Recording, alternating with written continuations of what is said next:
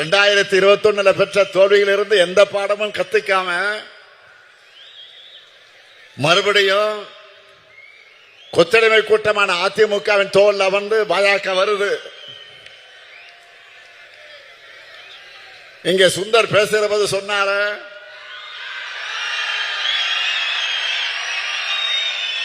நேற்று முன்தினம் மாண்புமிகு பிரதமர் மோடி அவர்கள் தமிழ்நாட்டுக்கு வந்துட்டு போயிருக்கிறார். இனி அடிக்கடி இந்த பக்கம் பிரதமர் மோடி அவர்களை எதிர்பார்க்கலாம். தேர்தல் சீசன் வந்துட்டா போதும்,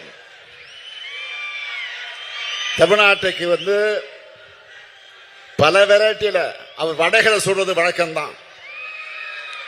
இந்த முறை வந்தார், வழக்கமான பழைய வடைகளைத்தான் சுட்டுட்டு போயிருக்கார். அந்த மாவும் புளிச்சு போச்சு. அதை கேட்டு கேட்டு தமிழ்நாட்டு மக்கள் காதும் புளிச்சு போச்சு. பிரதமர் வராருன்னு சொன்னதும் சில கேள்விகளை நான் கேட்டிருந்தேன், எழுப்பியிருந்தேன். அவர் வருவதற்கு முதல் நாளே அந்த கேள்வி நான் எழுப்பியிருந்தேன். நீங்க எல்லாரும் அந்த ஊடகங்கள் அதெல்லாம் பார்த்திருப்பீங்க, படிச்சிருப்பீங்க நினைக்கிறேன். தமிழ்நாட்டுக்கு தர வேண்டிய 3548 கோடி ரூபாய் கல்வி நிதி எப்ப வரும்? தொகுதி மறுவரையில தமிழ்நாட்டின் தொகுதி அளவு குறைக்கப்படாத என்ற உறுதிமொழி உங்க வாயிலிருந்து எப்ப வரும்? பாஜகவின் முகவர் போல செயல்படுகிற ஆளுநருடைய அராஜகம் எப்ப முடிவுக்கு வரும்? ஒன்றிய பாஜக அரசிடமிருந்து தமிழுக்குரிய ஒதுக்கீடு நிதி ஒதுக்கீடு எப்போ வரும்? 100 நாள் வேலை திட்டத்துக்கு பதிலாக மாநிலங்கள் மேல நிதி சுமை ஏற்றி ஊரக மக்கள் வாழ்வாதாரத்தை ஒழிச்சு கட்டக்கூடிய புதிய திட்டம் எப்போ கைவிடப்படும்? 10 ஆண்டுகளா இன்ச்சு இன்ச்சா ஒன்றிய பாஜக அரசு இழைக்கிற மதுரை எய்ம்ஸ் 8வது உலக அதிசயம் எப்போதான் எங்க கண் முன்னால வரும்? இயற்கை பேரிடருக்கான நிவாரண தொகை தமிழ்நாட்டுக்கு எப்போ வரும்? ஓசூர் விமான நிலையத்துக்கு அனுமதி எப்போ கிடைக்கும்? கோவை மதுரையில மெட்ரோ ரயில் ஓடுமா? அப்படின்னு இப்படி அடுக்கடுக்கா கேள்விகளை கேட்டேன். இது எதுக்குமே பிரதமர் மோடி அவர்கள் பதில் சொல்லல. இருந்தா தானே சொல்றதுக்கு. ஆனா தேர்தல் குறித்த தன்னுடைய கற்பனைகளை பேசிட்டு போயிருக்கிறார்.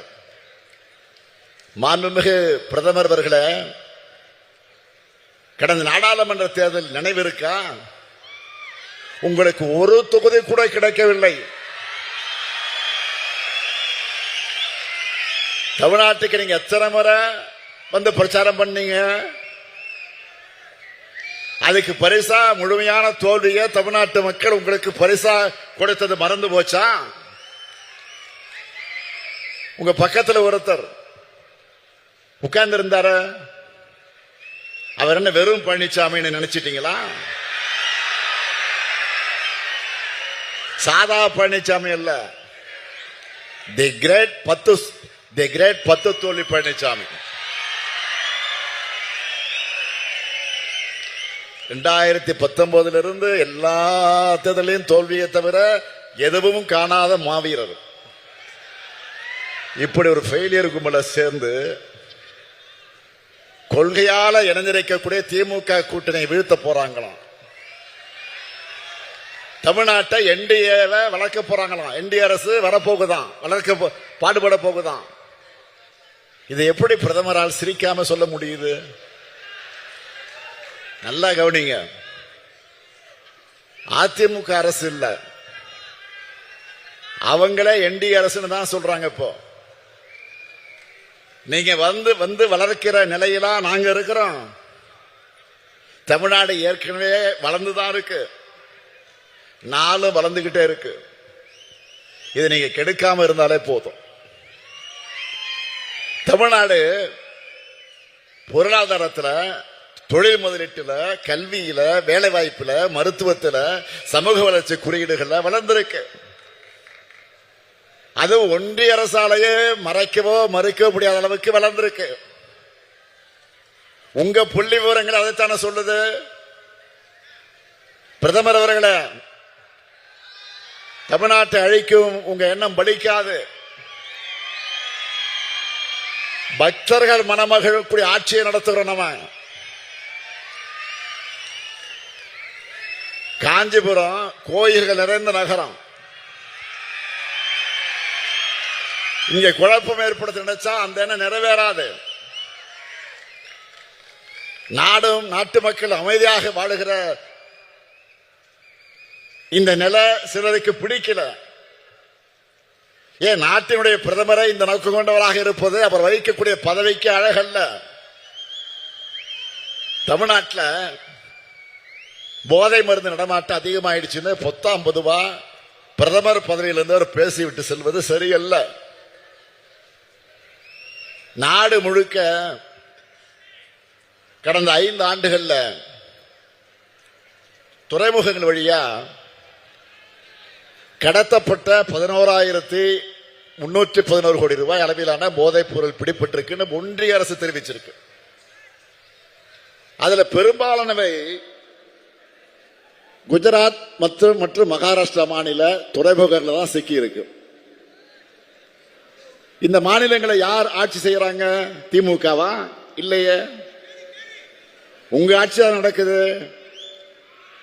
டபுள் இன்ஜின் சொல்ற டப்பா இன்ஜின் தானே ஓடுதுங்க.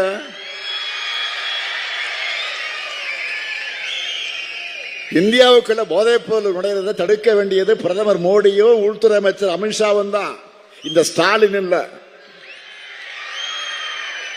மகாராஷ்டிராவில் போய் பேச வேண்டியதை மதுராந்தகத்தில் வந்து பேசிட்டு போறது நியாயமா?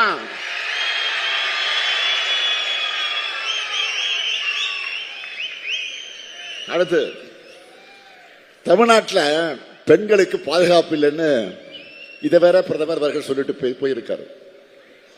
புதுமை பெண், விடியல் பெண், விடியல் பயணம், உரிமை தொகை, தோழி விடுதுன்னு பெண்களுக்காக நாங்கள் செயல்படுத்துகிற திட்டங்களால பெண்களுடைய சமூக பங்களிப்பு தமிழ்நாட்டில் அதிகமாக இருக்கு. அதிகமான மாணவிகள் கல்லூரிகளுக்கு வந்து படிக்க வர்றது தமிழ்நாட்டில் தான். இந்தியாவில் அதிகமான பெண்கள் தொழிற்சாலைகளை வேலை பார்ப்பது தமிழ்நாட்டில் தான். இது எதுவும் தெரியாம ஆளுநர் போலவே பிரதமர் அவர்கள் பேசுவது மிக மிக கண்டனத்துக்குரியது. 5 மாத கர்ப்பிணி பெண்ணான பில்கிஸ் பானு அவர்களை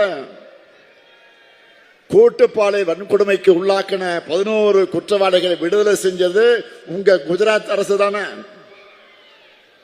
உலகமே அதிர்ச்சி அடைஞ்சாங்களே. உச்ச நீதிமன்றமே அதை ரத்து பண்ணுச்ச. நீங்க பெண்கள் பாதுகாப்பு பத்தி பேசலாமா?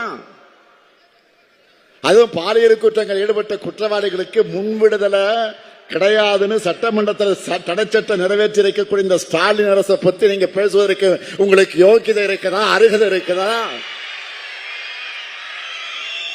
குற்றங்கள் அதிகமாக நடக்குது. பிரதமர் அவர்கள் பேச நினைச்சா எங்க போய் பேசணும்?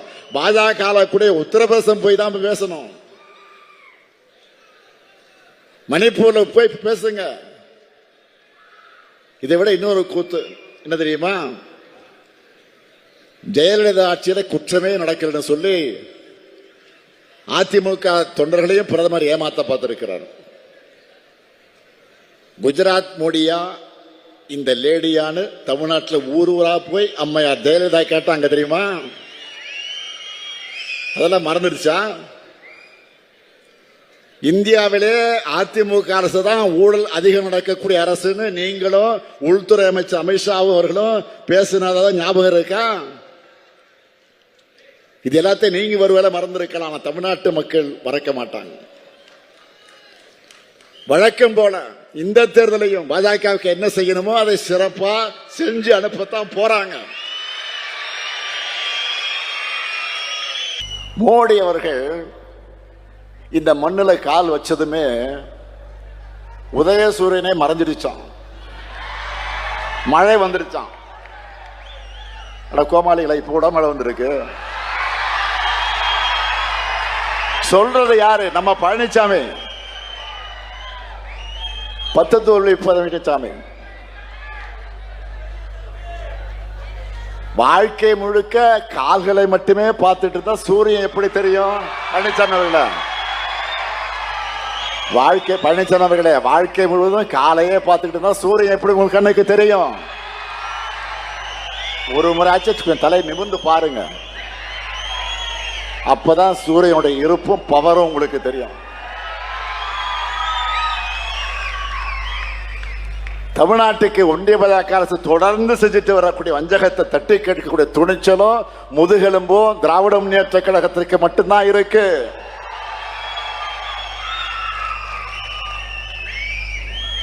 சிபிஐ, அமலாக்கத்துறை போன்ற பேரை கேட்டால ஓடி ஓடுகிற கோழைகள் தமிழ்நாட்டோட உரிமைகளை எப்படி காப்பாற்றுவாங்க?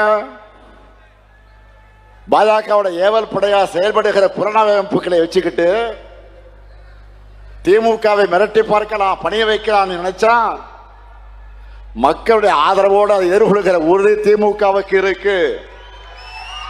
நாங்க பணிய மாட்டோம், துணிஞ்சு ஒரு கை பார்ப்போம். மண் மொழி மானம் காத்திடும் எங்க 2000 ஆண்டு போற தொடர்ந்துடுவோம். 2026 தேர்தல் களமும் ஆரிய திராவிட போரின் மற்றொரு களம்தான். தமிழ் பண்பாட்டு அழிக்க நினைக்கிற அரசியல் எதிரிகளையும் அந்த எதிரிகளின் கூலி பாட்டாளாகி இருக்கக்கூடிய அடிமைகளை எதிர்கொண்டு வெற்றியை உறுதி செய்யக்கூடிய களம்தான் இந்த களம்.